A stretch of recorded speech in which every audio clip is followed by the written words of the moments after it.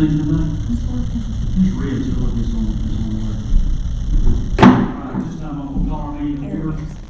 Please stand for our invocation. Before we give the, Councilman Alexander to give the invocation, prior to giving the invocation, Councilman, if you will, we'll give a moment of silence for the sheriff's deputy who was shot just a little bit ago.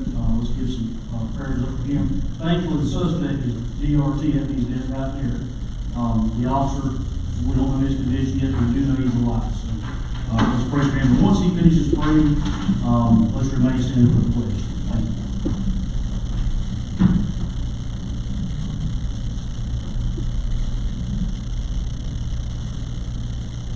Father, we thank you for today, this the beautiful day that you've given us. Lord, we thank you for the opportunity that we have to gather here tonight and discuss the town's business. I pray that you be with us here as we meet. And Father, that everything that's done and said would be in accordance with your will. And I just pray that you would lead us by your Holy Spirit. Lord, be with this deputy who was shot today. Lord, I just pray that you be with him. Father, just give him healing and strength, Lord, and Lord, I pray that he's okay, Lord, that there's nothing seriously wrong. Lord, just be with the doctors and nurses as they tend to him, be with his family, Lord, as I'm sure it's a traumatic time for them, be with his fellow officers, be with them and just comfort them as well. Lord, thank you so much for all that you do for us. Thank you for loving us. In Jesus' name, amen. Amen. Please remain standing and join in the pledge. I pledge allegiance to the flag of the United States of America and to the republic for which it stands, one nation, under God, indivisible, with liberty and justice for all. Thank you. May be seated. Members of the council, y'all should have in your agenda packet the meeting minutes from the March 2nd meeting. It was 3 pages long. You've had a chance to review those. I'll entertain a motion to adopt. Have a motion on the floor by Councilman Rogers. Second by Councilman Alexander. Any discussion?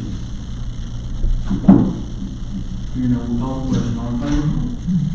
And the meeting minutes stand approved unanimously.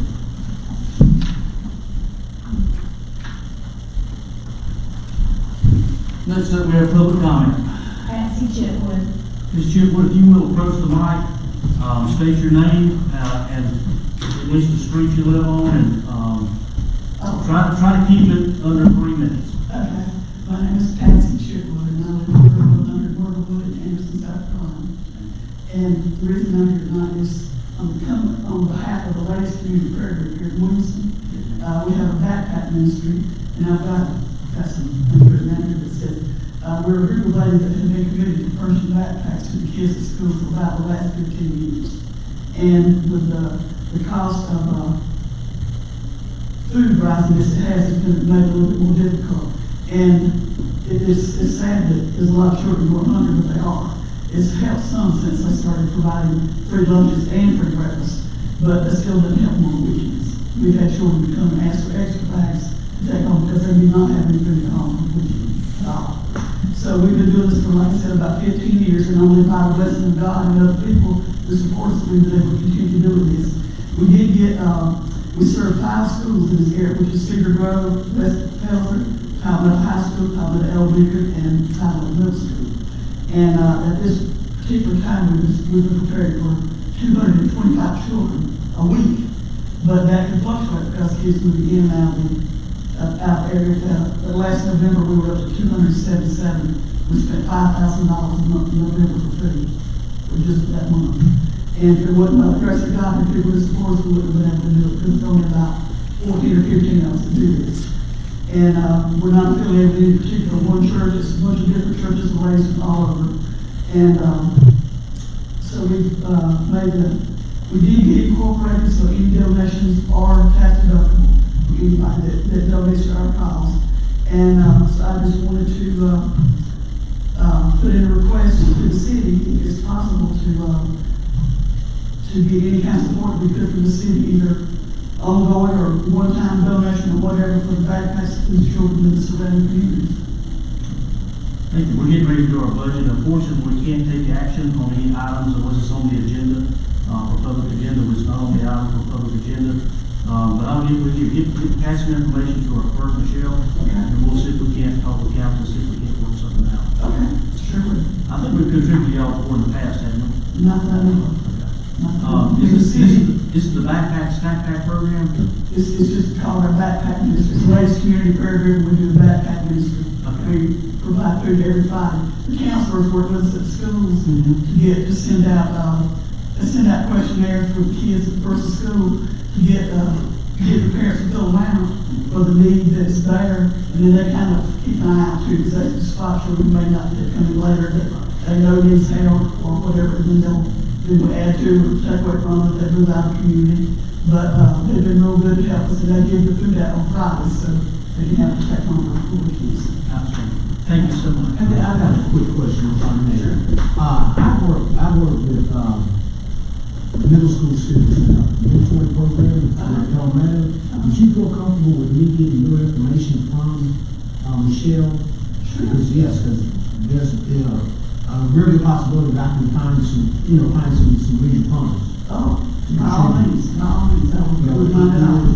Personal donations or from the church. We get personal donations from people all the time. People hear me talking, and they'll just walk into me and say, but we are, because we got incorporated, we would have to approach some foundations and things to get some money, but it's still, we thought we were going to have to close it at the beginning of this year because we were having nothing but the Lord provided, and we've been able to keep on, so, we're accepting to anything. Okay, so it's okay for me to get your information from Michelle. I have a brochure here, and I also have some food. Okay. That was what I said. Okay. You feel free to pass those out, you got some brochures you'd like to pass out. Okay. Councilman Rogers has a question as well. Okay, you're in the y'all later. Yeah, that's fine. We idea how many approximate students you serve at the Great Palmetto School? This, as of right now, we're doing 225 a week, That's all 5 schools. all high schools. Yeah, but like I said, it fluctuates, but sometimes we have. No idea how many you're doing at the Great Palmetto School. At the 3 Palmetto schools, I'm not sure actually. I think the middle school is the biggest one. The high school is not so much because high school kids don't want people to see them taking food home, and it's a fear thing, So it's not as many at high school, and we work with parents to try to give it to them in an easiest way, so they won't be embarrassed or anything. But the middle school is the biggest one, kind of middle, and then Cedar Grove is good too.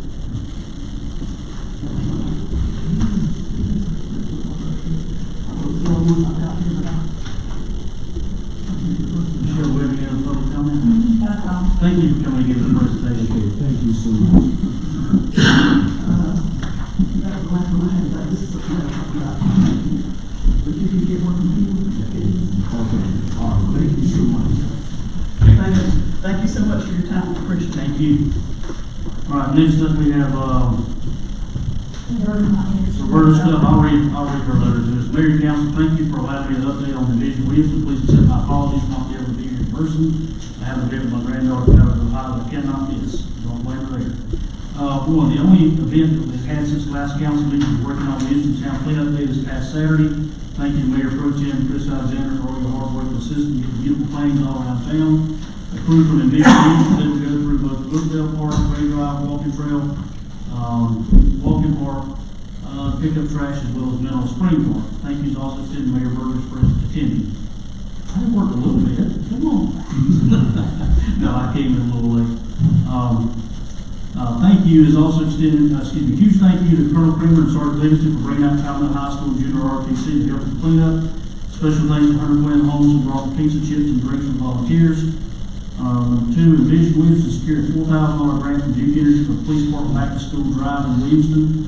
Anderson School District 1 will partner again, but the event date may be changed to July 29th at middle school. The dates on the town calendar is Saturday, July 18th. Again, that might be changed to 29th. We're going to get this Thursday morning to make a definite plan. 3, they've been in contact with SCDOT about park signs, and hopefully they'll have the final sign approved by next council meeting. They plan to proceed with the replacement of wayfinding signs that cost them just over $5,400. And y'all have a sample of that, obviously Gray Street, where we Gray Drive Park. That's a sample of them, and that's what DOT will allow in their library. You'll see that in your packet. I think everybody, did you get everybody packet? Okay. Envision Williamston plans a creek clean out for June the 20th at 6 p.m. to get ready for Freedom Celebration involving on Big Creek event. And they have secured a lease for a water slide that was generously donated by White Southern Players at the end of Summer Bash on August 1st. Hopefully they'll be adding the Polar Express movies to the Winter Wonderland lineup this year. And it will give the kids, in line waiting on the train, something to watch and occupy their time while they're waiting. That's all she has. Anybody have any questions? You don't have as much information as I do. Alright, next up, item number 1, second reading on orders to amend the budget for the personal sanitation truck. That's pretty cut and dry. It's second reading, second final. That purchase has already been made for about $210,500. We received about $110 in insurance on the old truck. Well, wasn't that old, but the truck was hit by a train. So, again, those trucks run in excess of $300,000. Was that we get that 2024 model, still brand new out of Florida for $210,500. So this time I entertain a motion to adopt this budget amendment on second and final reading. So moved. Have a motion on the floor by Councilman Rogers, second by Councilman Hagan. Discussion. Hearing none, we'll call the question. All in favor? We're done first. Councilman, if you don't mind, sign that and pass it on around. Will you get that to Michelle when it gets to you, Councilman Alexander? Item number 2, second reading on orders to amend the budget for ACTC match. This is our 10% match we received out of state gasoline tax funding by the ACTC committee. $834,000 on match is 10%, an amount of $83,400. Again, that's on budget expense. We never know from year to year what that's going to look like. We were fortunate to be able to get all the streets paid, or get them paid. Black Street, McClellan Street, Royal Drive, McDonald Avenue, Shirley Drive, and Brookville Drive.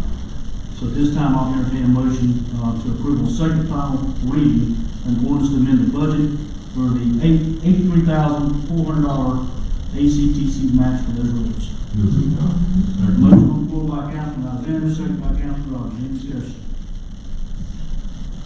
We always try to keep something in the pipe with ACTC.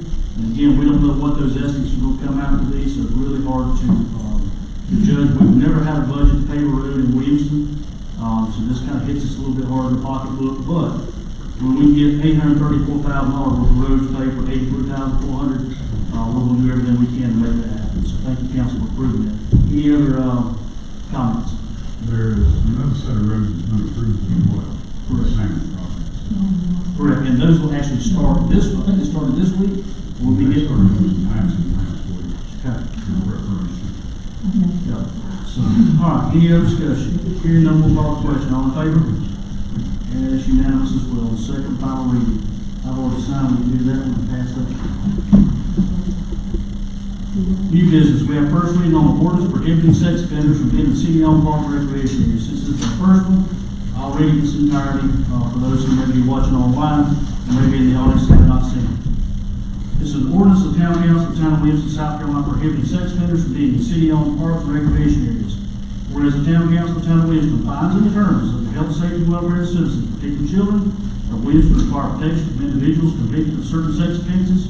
And whereas the state of South Carolina maintains sex offender registry pursuant to Title 23, Chapter 3 of South Carolina Code of Laws, and requires certain convicted sex offenders to register with law enforcement. And whereas Section 23-3-535 of the South Carolina Code of Laws imposes restrictions on where certain sex offenders may reside relative to schools, parks, and other locations, but it does not expressly address the presence or laundering in city-owned parks and recreation areas. And whereas it is within the town's lawful authority to adopt reasonable regulations governing the use of town-owned property to protect the public health and safety.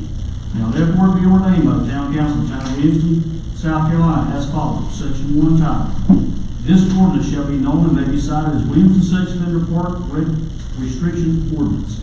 Section 2, the definitions. For the purpose of this ordinance, the following definitions apply.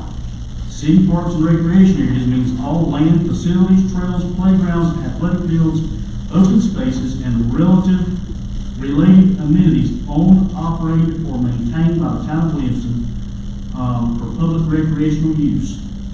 Convicted sex offender means any person who has been convicted in South Carolina or any other jurisdiction of an offense that requires the person to register as a sex offender in Chapter 23, Title 23 of the South Carolina Code of Laws, and is listed on the South Carolina Sex Offender Registry. Registry of the South Carolina Sex Offender Registry maintains through Chapter 3, Title 23 of the South Carolina Code of Laws. Quick question, Ryan. The one I just read under B, should that be chapter 3, title 23? It says chapter 23. Okay.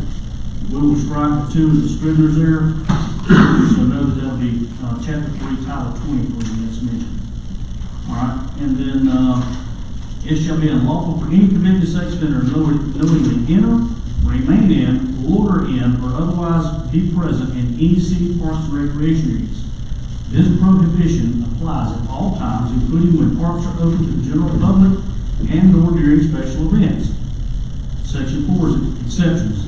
The restrictions of this ordinance shall not apply to a convicted sex offender who is a minor who is convicted of an offense requiring registration before reaching age 18 and whose obligation to register has terminated.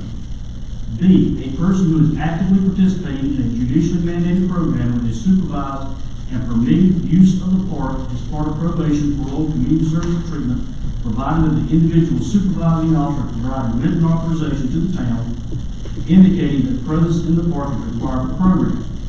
C, a person whose presence in a city park is necessary to obtain emergency medical assistance or in response to emergency involving imminent threat to life or property. Section 5, enforcement penalties. The town's police department and other authorized law enforcement officers shall enforce this ordinance. Violation of penalty. The person who violates the ordinance shall, upon conviction, be guilty of a misdemeanor and be subject to punishment set forth in section 1-9 of the Williamston Code of Ordinances. Additional enforcement shall be consistent with applicable state law. Severability. If any portion of this ordinance is held invalid by a court of competent jurisdiction, such invalidity shall not affect the remainder of this ordinance. Section 6, state law reference. This ordinance is adopted in addition to existing state law. South Carolina law currently prohibits sex offenders from residing within certain distance of schools, parks, playgrounds, daycare centers, and similar locations under South Carolina Code 233535. This ordinance, however, regulates the presence in town-owned parks and recreation areas, not residents. Effective date. This ordinance shall take effect upon its adoption by town council and proclamation by the mayor. All right. At this time, I'll entertain a motion to adopt, as a B in chapter 3. Move to adopt. Have a motion on the floor, to adopt as amended by Councilman Alexander. Second by Councilman Cole. Discussion. I would like to add something, right in there. This probably covers, the ball fields that are leased by Anderson School District, or leased by us from Anderson School District 1, but in section 2, and A, can we add the term leased in there as well? That would cover any leased properties that we may own, period. All right, we'll take care of the second. Okay.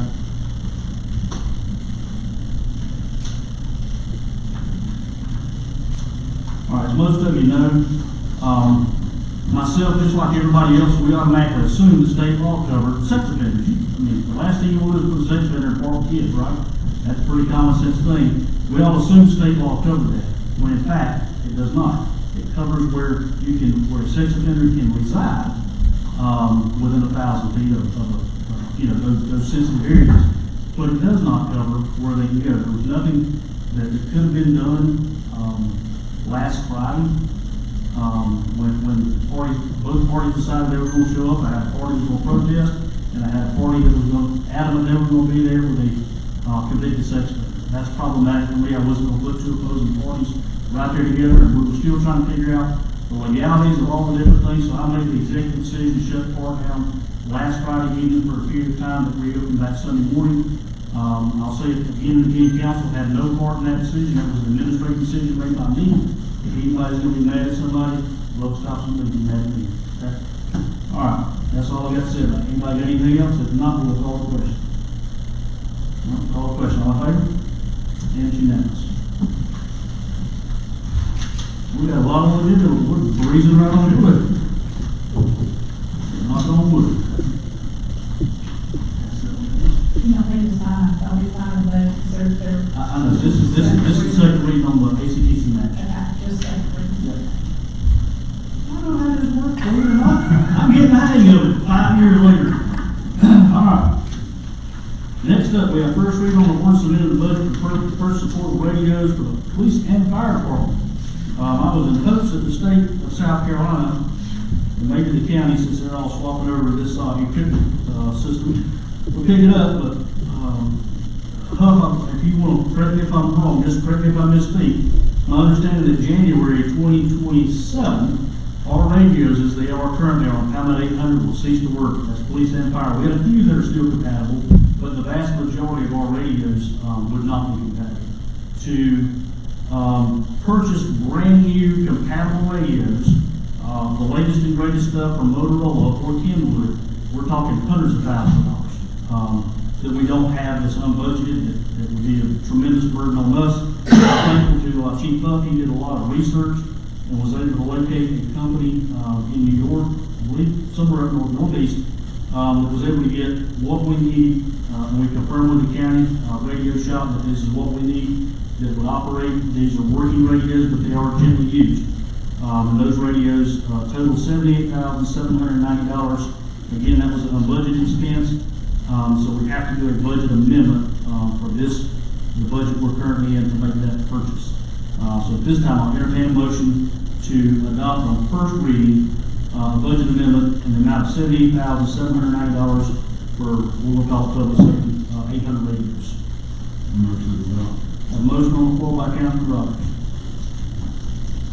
Second by Councilman Alexander. Any discussion? Briefly, Mayor, I am in favor of this ordinance. This is obviously something that is unexpected and a big price tag, but that's the reason that we, as the auditors were here last meeting or the week meeting before, we talked about having a healthy fund balance, which is basically savings or reserve funds in the bank for us to do with what we need to do with. And this is exactly the kind of thing that we in councils in years past have set that money aside for. When it comes to public safety, it's probably the most important thing that we do, and things like this are just they're essential because we got to have working radios to be able to for the police to be able to communicate with Anderson County and other agencies, and for the fire department to do the same. So I am in favor of this ordinance. Thank you. Any other comment? You did say 78,000. $78,790. That was the exact amount. $78,790. All right, any other comment? Hearing none, we'll call the question. All in favor? And it's unanimous as well. Next up, we have a resolution to enter an agreement with Anderson County for permitting, building codes and codes enforcement. Whereas the town council desires for Anderson County Building Codes Department to provide permitting and code enforcement services to the town of Williamston. And whereas the town council finds that entering into an agreement with Anderson County Building Codes Department will be in the best interest of the citizens of the town. Now therefore be ordained the town council of the town of Williamston to authorize the mayor to enter into an agreement with Anderson County Building Codes for permitting and codes enforcement services. At this time, I'll entertain a motion. Have a motion on the floor by Councilman Roberts. Have a second by Councilman Alexander. All right, discussion. Let me bring this up. I think it's pretty well agreed. Just talking with individual council members, we're in favor of having Anderson County permitting office handle all of our building code permits. We had them come and meet with us last month. CC&I, their contractual obligation to us ends at the end of this month, so we will need someone to pick that up. Anderson County's agreed to do that, and I will add that in our conversation with the director there in Anderson County who handles permitting, a lot of their stuff has been updated since we last used them. We used Anderson County about 5 years ago. Used to be you had to have 2 sets of prints. You had to go to the copy spot, go get them plotted off, run up over here, go check them in with Rosemary, and then at the county, then run back down here and send you back down here to go check, make sure you had your ducks in a row. A lot of that stuff is online now, so most contractors that will get some prints for plan review, email that stuff over. So hopefully, that'll be a much more efficient process than what we had previously in the county. Now, that being said, we've also had some discussion about the codes enforcement services, and I'm glad that was included on the agenda. But I think we got Mr. Stipe here this afternoon. He and I had some conversation. Councilman Rogers, I want to thank him for his initiative. He talked with our county administrator briefly on the possibility of covering our codes enforcement. And I had a chance to talk to Mr. Stipe today. He's the director of the codes enforcement division. It's a totally separate division from permitting.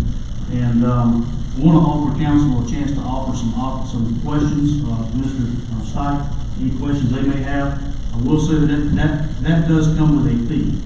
Permitting generates revenue to the county to cover their services and their inspectors and that type of stuff. Codes enforcement does not.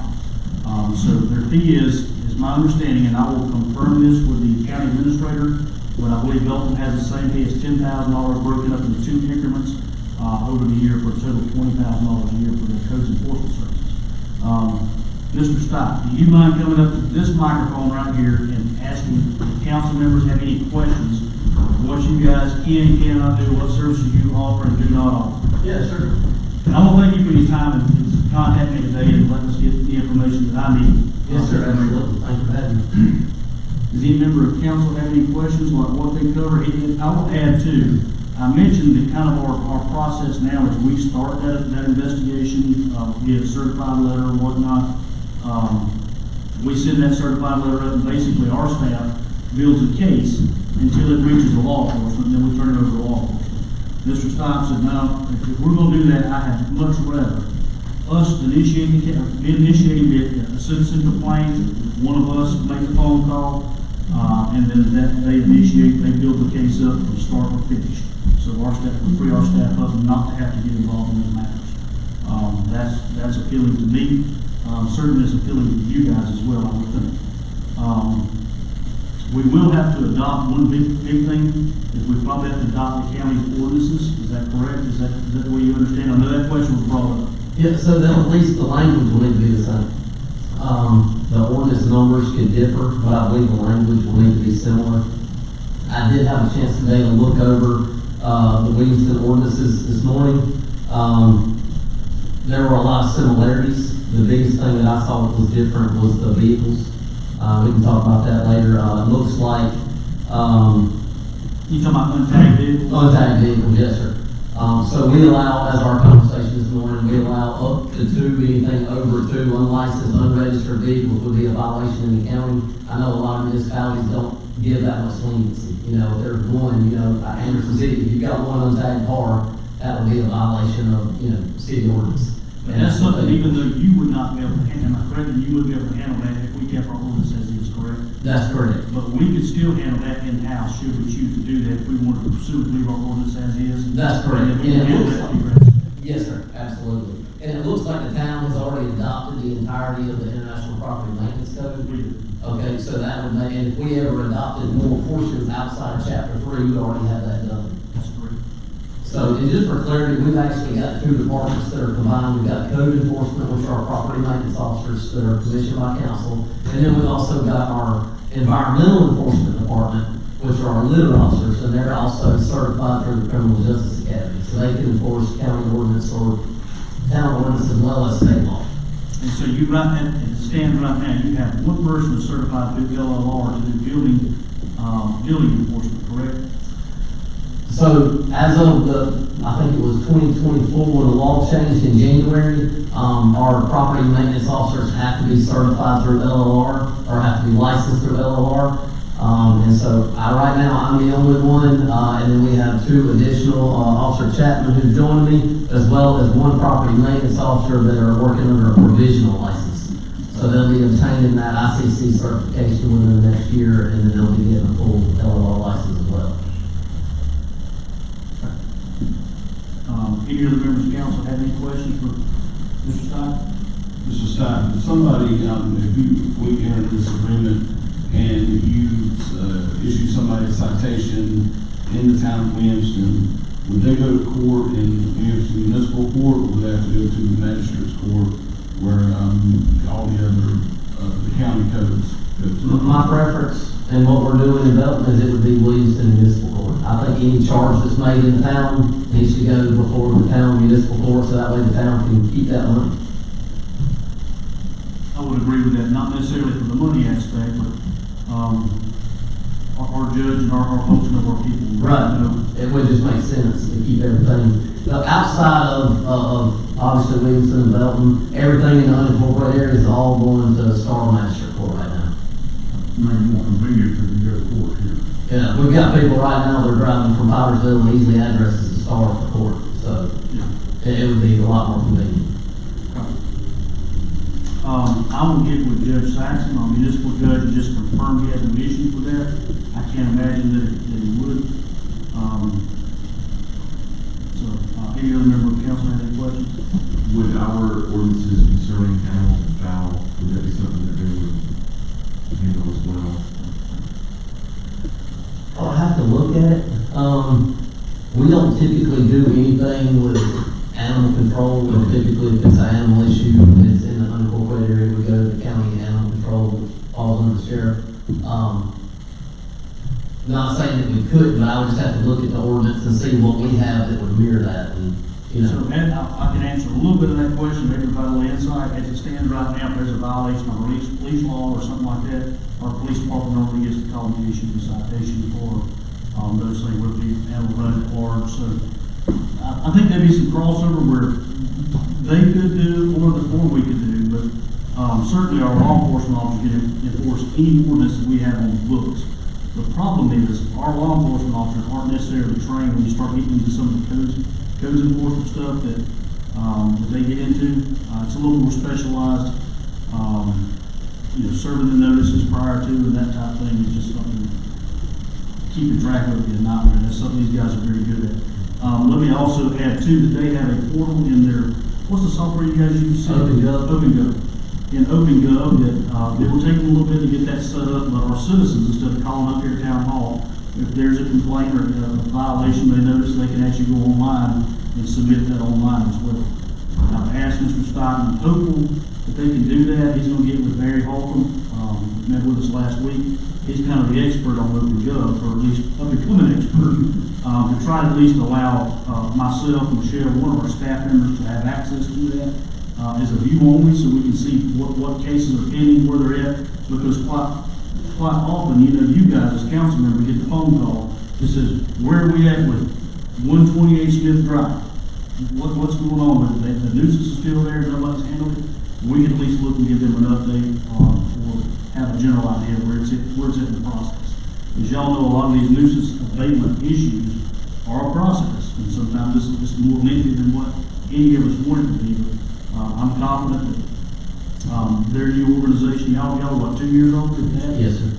They'll be able to handle our needs as well. They've been doing it for a while for Belton. What other jurisdictions, municipalities? Right now, just Belton. Okay. So I want to thank Rusty Burns too for offering us the same deal that Belton's been offered. And it would be my preference that we just turn permitting and codes enforcement services over to county. Mr. Stein, I have a couple other questions. Yes, sir. This is, if we have, so if there's a situation, what we get the most complaints about, or at least me personally, is what I call health and safety type of, or quality of life type of ordinances, things like tall grass, or like if I let my yard turn into a junkyard, that type of thing. With those types of things, and I know if we get a complaint and one of the councilor or the mayor, then what you're saying, we'd be able to make that complaint directly to your office for y'all to follow up on.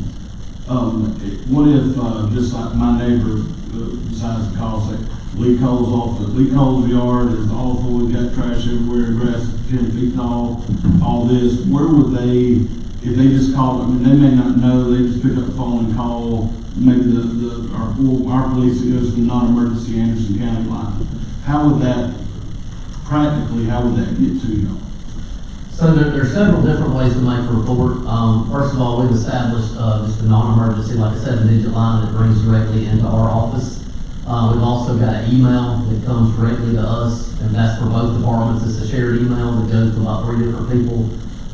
We also utilize Anderson County 911. We operate off the Sheriff's Office Channel 3, so somebody could certainly call into the dispatch center on the non-emergency line, and they could put the call in, and we would get that way as well. So there's multiple different ways to include the public portal. And we can get with dispatch just like the fire department does. Sometimes, every so often, their SOPs, their operating procedures change a little bit. And so how do they handle that call? What do they do if this person calls and this happens and this is who they send it to? We can certainly get the dispatches, let them know that just standard nuisance violations that will just route them strictly to those guys. And and so you said there's a dedicated number just for people to call and make complaints to y'all. So if somebody calls the town hall, our staff here can give them that number to call y'all regularly. That's right, as long as it's during normal business hours, 7 to 4, there's somebody will pick up the phone.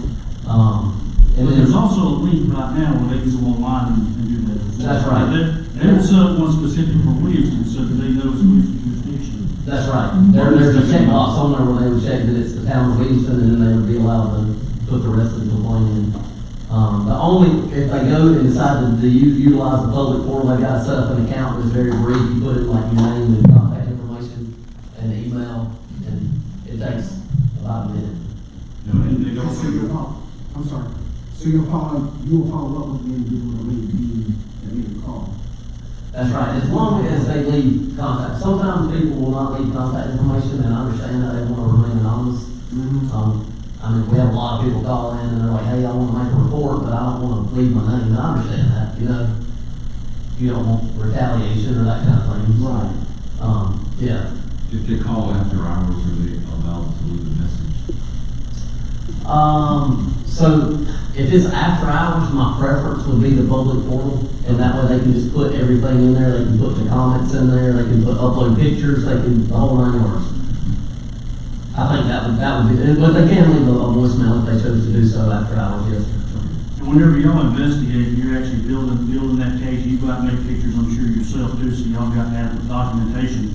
And again, if our staff had access to be able to remote in, that would be really, really helpful, just for read only, so we can look and see Right. what you guys saw when y'all were out. Sure. And I can find out about that tomorrow as well.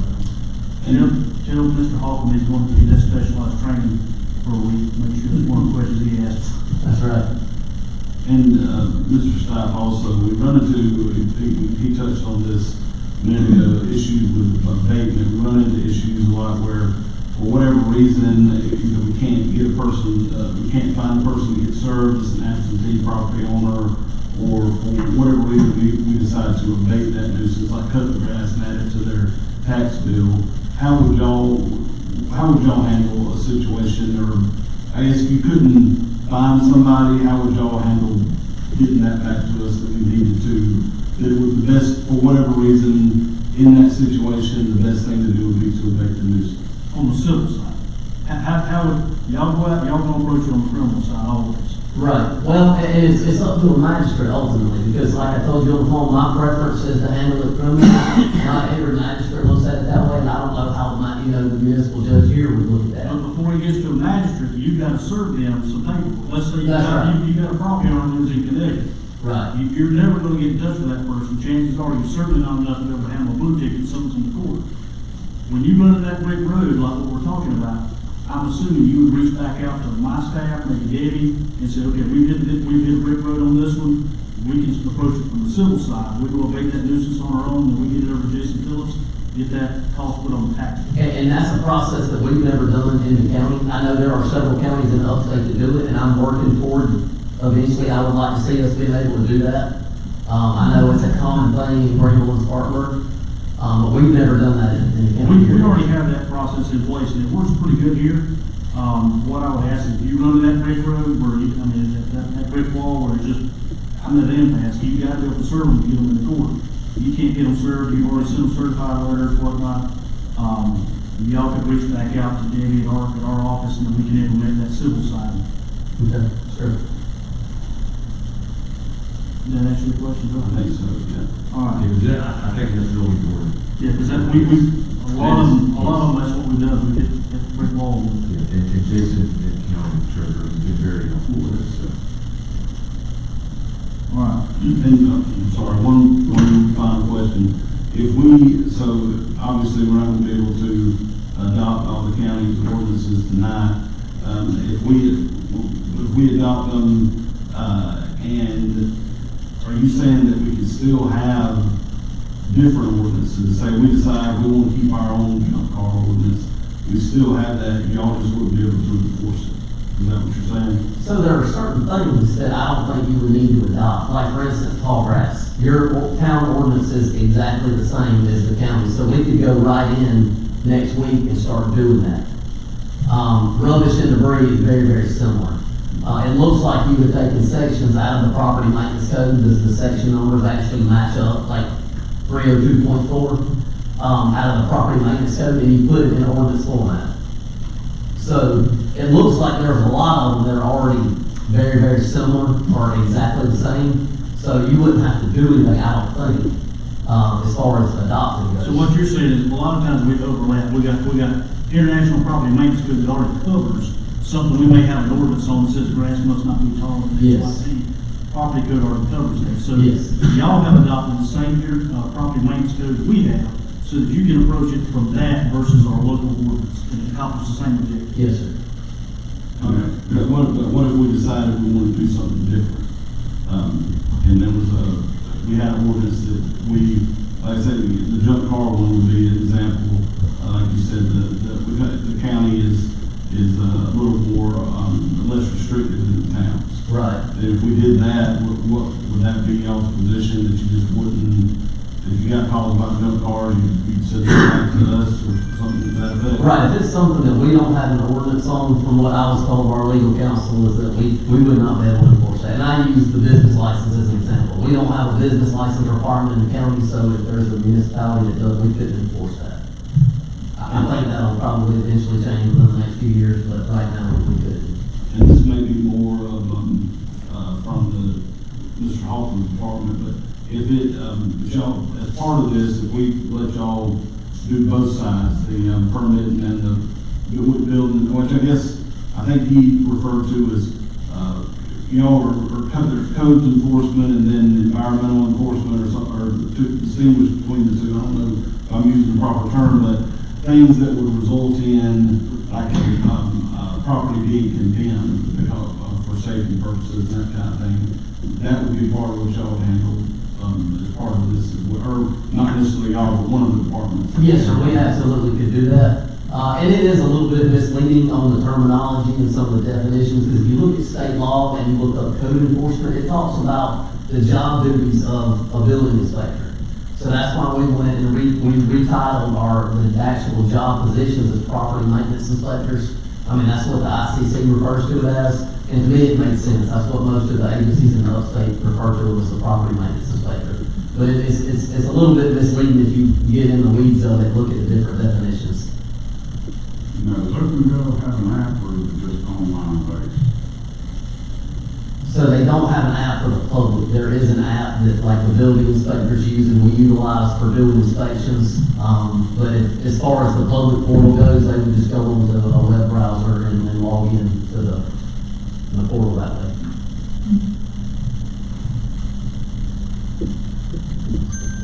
Anybody else have any more questions for Mr. Scott?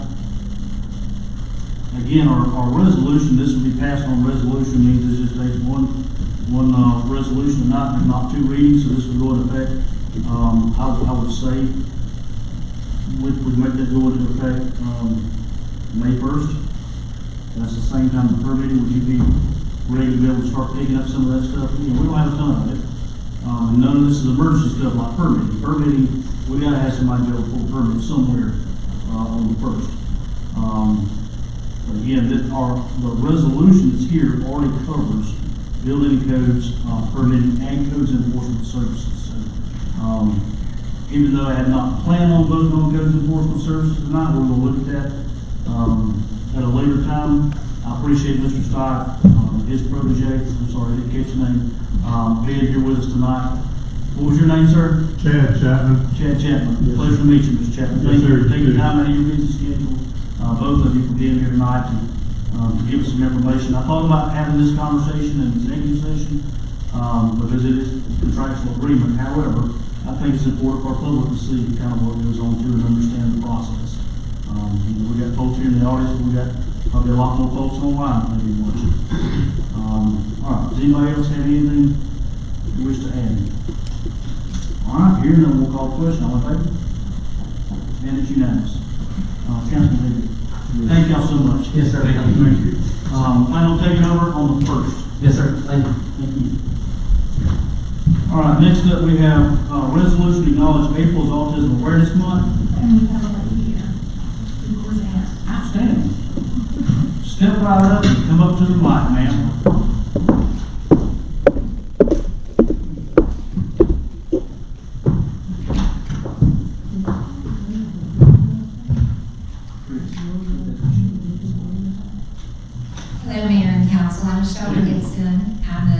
development, or the advancement director for Inspire Abilities, and we're so excited that you were celebrating Autism Acceptance Month with us and many of the other cities in the county.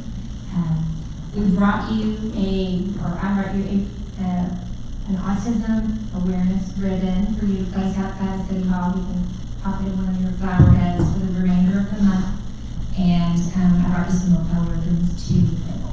I know you have a resolution on your agenda, and we'd like for you to consider accepting that and moving forward. Thank you for being with us tonight.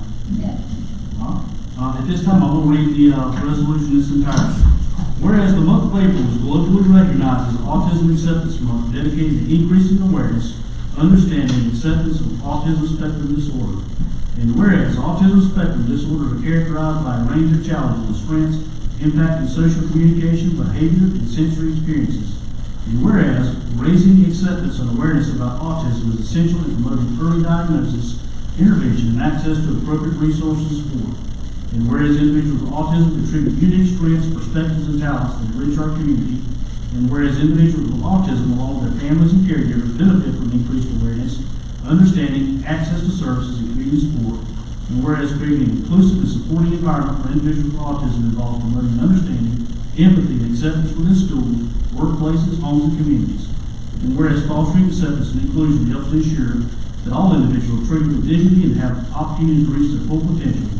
And whereas the Town Council of the Town of Williamston acknowledges the importance of fostering, understanding, and support for individuals on the autism spectrum, recognizing their unique social and emotional needs. And whereas the Town Council of the Town of Williamston recognizes the ongoing efforts required to advance autism acceptance and awareness, contributing to the creation of a more compassionate and inclusive community. Whereas the Town of Williamston joins communities across South Carolina and the nation in recognizing April as Autism Acceptance Month. Thank you so much. At this time, I'll entertain a motion to accept this resolution as presented. So moved. Have a motion on the floor by Councilman Taylor, second by Councilman Rogers. Any discussion? Again, thank you so much for being with us this evening. Sure, I wonder if you maybe get a photo of the council together after. Absolutely. We will be finished up shortly. All right, this time I'll call the question. All in favor? Let's go down and get a picture out. It's just gonna have to hang out with us. Y'all not doing that? Before we move on to our next topic.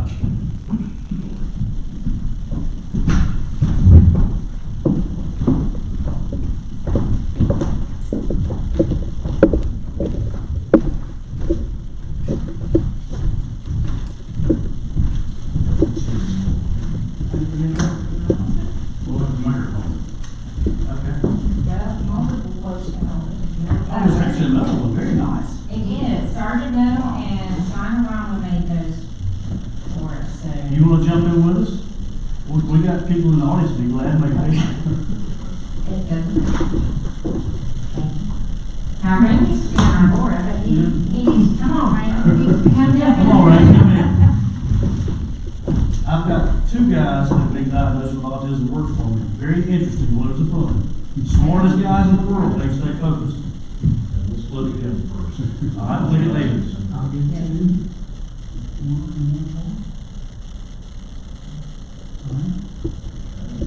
Good.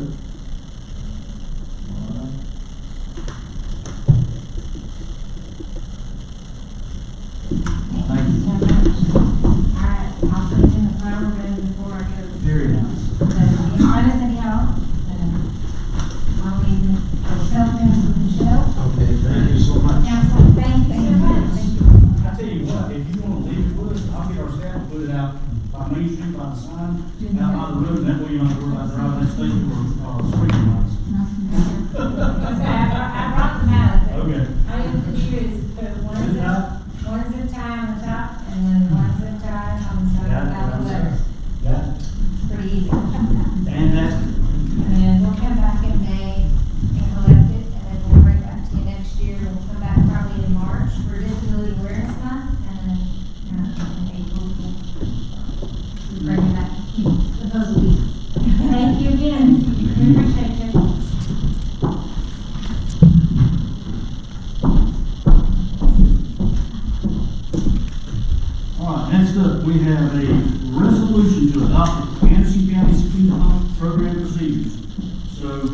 as y'all know, most of y'all get lots of folks, little speed bumps or speed humps. And, we didn't really have a process by which to determine, is one needed there, does it make sense to put one there? Does everybody want one there? At least the majority of folks who live on the road, they want one. So I got to look around, and Anderson County has a very good program in there. And so this particular resolution, I won't read it. I'm going to get some highlights on it. The pros of speed humps. Let's read the pros. Number one, it slows traffic. Everybody wants traffic to slow down, right? It reduces pros on speed humps. So the cons of speed humps will cause delays for emergency vehicles. They may increase between humps as driver speed to make up for lost time. Y'all, everybody's seen that? I've seen it over here on Gossett, where we got the humps there to slow down people before they hit the bridge, particularly those that are too high. They'll readily get in between the two to make up for that time. They just had to slow down to go over the humps. They may increase noise levels. Vehicles drive over the humps. That's one big complaint we've got in the location we've got. Folks who complain they hear every vehicle comes through there, and clank, especially people on a trailer or something like that. It wakes them up. Traffic volume may be diverted on adjacent roads as drivers seek alternative routes to avoid speed bumps. We just had one recently where there's two roads that run parallel with one another. This road wanted it, that road didn't, and we come to the conclusion if we put them on this street, people are just going to go right around the other street and avoid them. That's just going to divert all the traffic over there, get these people upset. Some motorists drive with their right wheels in the gutter or shoulders to minimize the impact of the humps. That damages people's yards and stuff, where they try to go around at least the right, get their wheels off the shoulders so the right wheels will get. Speed humps may have a negative impact on air quality, energy consumption, vehicle maintenance due to the increased slow and braking. So those are some of the cons. So how did Anderson County handle it? And basically what it is they developed a criteria. And what this would do is we would follow the same criteria. So everybody says Anderson County, or Anderson County Council, or something like that, they're talking about Williamston, and we adopt this, okay? And we could probably get our staff to translate this and put it into Williamston information. That way if people come up and they want to know, how do I get a speed bump on my road? And this will explain. So the criteria, they'll be installed in urban districts, I'm trying to get the highlights. Maybe only installed on one or two lane roads that are maintained by the town. Again, I can't put speed bumps on the SCDOT roads. So if you want speed bumps on Main Street, I'm sorry, I can't help you. Just think back to what it was about a year ago, or a few months ago, and that was speed bumps. We had lots of them. So what we do is our folks would take a look at and determine if it meets the standards. So the procedure would be a property owner may petition the town for speed bumps on the said road. The petition must contain at least 75% of the property owners using the road to sign that petition. In other words, if you live on Green Street, I think was one of them that was asked about recently, and then you get a petition, at least 75% of the residents on Green Street would need to sign. Again, if you've got one person who wants speed bumps, the other percentage do not want speed bumps, it doesn't make sense to put it there. Once that information has been submitted, then our staff will go through and review, our police department, fire department, all public safety will review and determine whether it makes sense to do so. And if we choose to do that, the cost will be split. We do not have, the town of Williamston does not have a budget for speed bumps, nor do we have a paving budget. The average cost of speed bumps right now, the county says $1,000, it's actually more like $1,200 to include the sign and the asphalt that's required to make a speed bump, a single speed bump. So basically what would happen, let's say my subdivision decides we want speed bumps in the subdivision, we want 4 of them. Basically you go through and you get the residents to sign that petition, they bring that before council, we in turn send it to our staff, and go back and review, make sure there's no issues with public safety. And then we would pay half, the town would pay half, and the residents would pay half. Does that make sense? So if it's $1,200, they pay $600, we pay $600, we pay the other half, and then we're supposed to maintain it from now on. Okay? So this is what the county has. That's about the best I can see as far as trying to figure out how we do that when folks request it, and make sure it's a fair and equitable way of determining whether we need speed bumps or don't need speed bumps on a particular road. All right. So at this time, I'll entertain a motion to adopt Anderson County Roads and Bridges Department speed bump and traffic calming programs. And again, the information that's in your packet will be rewritten to make it town of Williamston, but it mirrors their processes. Motion to adopt. Have a motion on the floor by Councilman Rogers, Second. second by Councilman Hagan. Now, we're in discussion here, so I want to add one more thing. This body can always say, you know what, I'll give Church Street as a prime example. Primarily what you have is, government housing right there. Those folks probably don't have the means to pay for, collectively go through and pay for something like that. This body reserves the right to go pay 100% of it, we decide that's the perfect thing to do. Does that make sense? All right, any other discussion? Yes, and with you saying that, a petition, 75% of the residents must be signed, correct? Correct. In favor? In favor of. Now, we're asking them if that's approved and it's accepted, we're asking them to pay the residents to pay half of that. Correct. $600. One of my biggest concerns is if we're asking our residents to buy in, I think that they should have the say as to where they go. We don't just go in and just randomly, they sign a petition with 75% support, and we determine where they go. With them buying in at half, I think they should be the determining factor of where they go. That sounds real good. And I agree with that to an extent. I would think they would have a lot of input as to where they're located there. However, we've also got to consider stormwater issues. There's a lot of public safety issues. So if our police department, fire department, it's not a good idea to put it right here. And that's Stormwater, like a big book would actually divert stormwater to somebody's yard. and that's understandable. Yeah, for the most part, I agree that. I'm sure that if that's explained, Their input will be heavily considered. okay. If that's what you're asking, for sure. Yeah, we're not, again, we don't want to control where speed bumps go.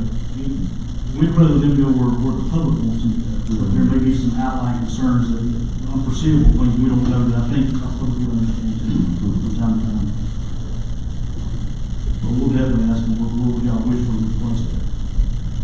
All right, any other, discussion? Mayor, I just want to emphasize for the people watching at home and in the audience that this will just be for town roads. We cannot put any speed bumps by law on state roads, which that's our main roads in town, and some of the roads we get the most complaints about on speeding are state roads. So that would be Main Street, Anderson Drive, Greenville Drive, Belton Drive, Hamilton Street. A lot of those, the busiest roads, the main roads, are going to be state roads that this would not apply to.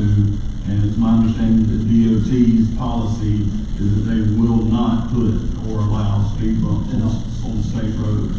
So keeping this in mind, it'd be more like neighborhoods, subdivisions, those types of things, where this would be applicable. As a matter of fact, the DOT actually expressly prohibits it. They do not recognize speed bump as an effective traffic calming device, is what they call it, traffic calming device. So again, there's certain applications where they make perfect sense. And Church Street is the most prime example where it makes absolute perfect sense. And there's some locations, somebody might want one that doesn't make any sense at all, stick one there. In fact, when we went on Church Street, I was working here. The primary concern was the senior citizens backing out of their parking places in front of the apartments and the street. And plus, it's such a narrow road, it's such a dense population there, I can think of many different reasons why that one made perfect sense. And that was one of the reasons that I considered, or my concern was where they're located. Because when they were placed on Church Street, which please don't misunderstand, I was appreciative of the fact that they were put there, even though they were put on the opposite end of the property. You know, they was actually asked for right there at Church Street because we had a lot of people that were coming, approaching church or coming, from either end. And when you get in that curve, it's impossible to see anybody coming out, you know. But they put them on the opposite end, which, you know, it still serve a certain purpose, you know. So that's why I had concern if we're gonna ask residents to go half. Yeah, certainly, if this is something, obviously, anytime somebody brings a petition, it's gonna go to the council. If it's something in your ward, our staff, feel free to talk to our staff, get coordinating the location of that, make sure it makes sense, it's no issue at all. All right, anything further to add? If not, we will call the question, again, it's a resolution, this will take place effective immediately, and no second reading required. This time I'll, call the question, all in favor? And it's unanimous.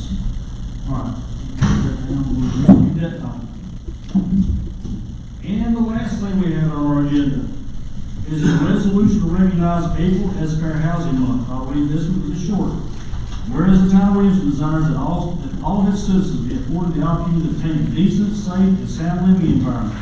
And whereas the town of Williamston rejects discrimination on the basis of race, religion, color, sex, national origin, disability, or familial status in the sale, rental, or provision of housing services, and whereas the state of South Carolina enacted the South Carolina Fair Housing Law in 1989, whereas April is recognized nationally as Fair Housing Month.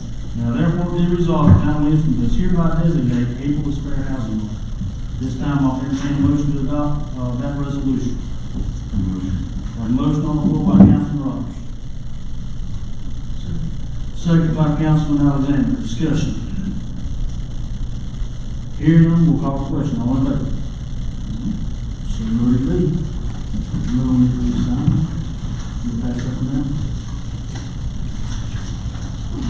All right, so that concludes our new business. I don't have anything I think we need to handle in executive session tonight. I know y'all are thankful for that.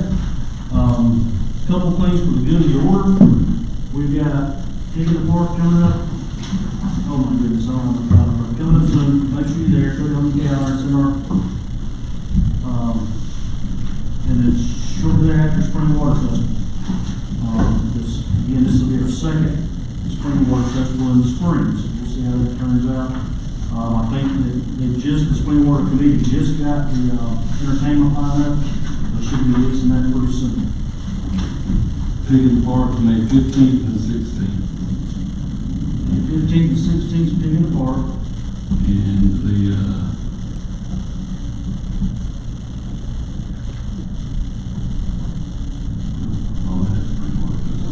yeah, Spring Water Festival. I've got it May 1st and May 2nd. All right, so I was wrong. Spring Water Festival first, then Pig in the Park. Lots of stuff to the Spring Water Festival this year. They got a discount tournament. They're gonna have a 5K run, car show as usual, vendors, entertainment, lots of good stuff. Again, that's the first and second coming up real soon. Let me also add too, the Veterans Park Bridge is slated to be back reinstalled on the 24th of April, I think is when they have the frame rented. Quite a sight to see that new pedestrian bridge being picked up with the crane and set back on its new abutments. If you have a chance, you would like to go out there and watch, just stand way back. But it's pretty cool to see that happen. That's slated, it stands right now for the 24th. Is that this week? Oh, that's this week. So that'll be great. Once that thing gets put into place, that'll actually connect phase 2 or phase 3, whatever you want to call it, across William Street. That new trail system that we installed down through there just past Saratoga Oaks, so that'll extend out, give you another approximately 2,000 linear foot of walking trail. So couple that with the extension we just did from Big Creek Station back toward Palmetto Schools, and it's a really, really nice walk, great place to get out and enjoy. Walk your children, walk your dog, or let them walk you. I think that's all I have. Does anybody else have anything for the good of the order? Yes, sir, if you don't mind. Yeah, Okay, thanks, sir. For those that are assembled tonight and those that are watching at home, I just want to say personally, thank you ever so much for your prayers for the potential sidewalk project. Yes. We're trying to pray into effect on Greenville Drive. The mayor and myself had the opportunity to sit down with South Carolina DOT and Adam Hogan a couple weeks ago. The meeting, I think, in my interpretation, it went great. It sounds as if South Carolina DOT is going to be, anxious to work with us and work out any difficulties that we may run into. So, but I'm asking you right now to please continue your prayers, please. Yeah. And let me also add too, anytime you work with DOT, and we'll be on DOT drive, it's not gonna be an overnight project, and it's not gonna be a cheap project. It's gonna be a very expensive project, and it's gonna take, I leave office in a year and a half, and I will be surprised if yours returns in a year and a half. Hopefully that's not the case, but, that's just the way DOT works. Y'all know how long it took from the time they had a project to pave Main Street. We talked about it for, it seemed like 10 years. I know it didn't take that long, but it seemed that long. It was on the books, ready to go. It just took absolutely forever to get it done. They're still not done. And they're still not done. They still got to come back and do some final touches. So know that we're still working at it. My job right now, we know DOT has said, you can do it. You get your engineers, start drawing some plans, we'll review it can be done, and they told us, this is gonna be expensive, but I'm looking at, funding sources. A couple of them that we're looking at right now are safe routes to schools. Since that would tie into Roberts Boulevard, the sidewalk system there. That would be a good source of revenue potentially.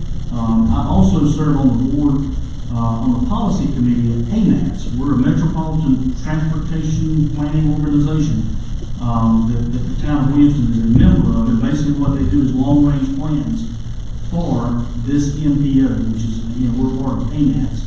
And I don't even know what that stands for.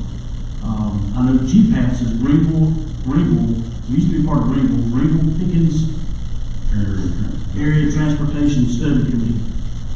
So anyhow, I talked with the folks there, and we're pretty confident we can get this one added on to our long-range plan for this metropolitan area. In addition, the Cherokee Road intersection, to take Cherokee Road, the town owns that property beside Dollar General, to extend that out to Main Street, and it'll be a short drive from 85, 29 Cherokee right into our main thoroughfare in town. They want to get that added on too. I talked with Michael Gay about both those two projects. He's the director there. So, safe routes to schools funding. Another one's a corridor redevelopment program. And I don't know if that's state or federal. But again, we'll be applying for any of those funds that might be available. We do know that TAP funds will be available. It's got to be a DOT project, and that's a transportation alternative program that the state has. The problem is this limited to 400,000. You think, why can't you put a sidewalk at 400,000? Not the way DOT wants you to do it. So anyhow, we're committed to working through that, and Councilman Hagan and I will continue working with DOT, Alliance Engineers and our partners there to try to make that project come to fruition. I'm sad to say I probably won't be around that. When it comes to fruition, maybe y'all can invite me to the river bed. I'm looking forward to it. All right. Questions? Speaking of this now, is the course here open to the public? It is open to the public. Yeah. Certainly is. Well, I went on Amazon. You can order a little kit with a different disc for about $50, something like that. So I ordered one. Actually, had a lot of fun taking my Running radio. to over the days. Do they have an ace? I'm pretty sure they sell these. Outstanding. All right. At this time, I'll entertain a motion to adjourn. A motion on the floor by Councilman Roberts, second by Councilman Hagan. Any discussion? Hearing none, we'll call the question. All in favor?